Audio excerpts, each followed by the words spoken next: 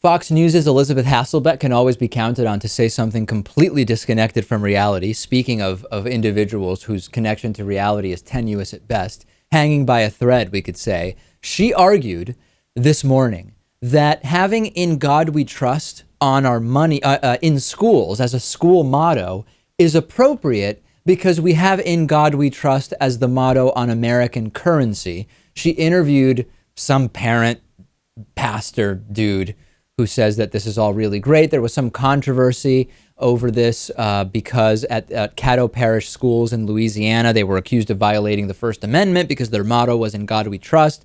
But then the motto went back up after being taken down. Let's listen to the interview. Let's listen to what Elisabeth Hasselbeck said.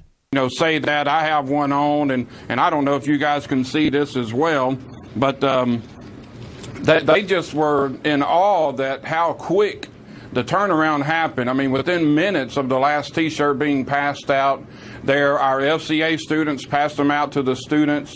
So it was student giving another student a shirt, and within minutes, that was put back on the marquee. Our principal, Scott Amon, just couldn't move fast enough to get that back up. Well, it's a job well done by the students there, and the I Stand initiative seems to work so far. If it's good enough for our money, it's good enough for our school sign. Pastor Ketchum, we thank you for your time this morning and your story. Amen. Yes, ma'am. Thank you so much. You got it. If it's good enough for our money, Lewis, it's good enough for our schools. I actually feel kind of bad for this pastor dude, right? When it's all said and done and you look back on your life and your legacy was fighting for a school to keep saying "In God We Trust" as their motto, something about that really makes me feel sad for this guy. Well, I'd guess that he would say that it was a lifetime well spent. And, the thing is, this shouldn't be on our money. It really shouldn't. And that's the other thing. "In God We Trust" was not the original motto of our forefathers or whatever it was Elisabeth Hasselbeck said. The original motto was "E pluribus unum," meaning out of many, one. It was changed in the early 1950s along with adding "Under God" to the Pledge of Allegiance. It was the Cold War. Tensions were running high. It was sort of a sign of so-called patriotism. So Elisabeth Hasselbeck is also just wrong on the facts about, this is always what our forefathers wanted all over our stuff.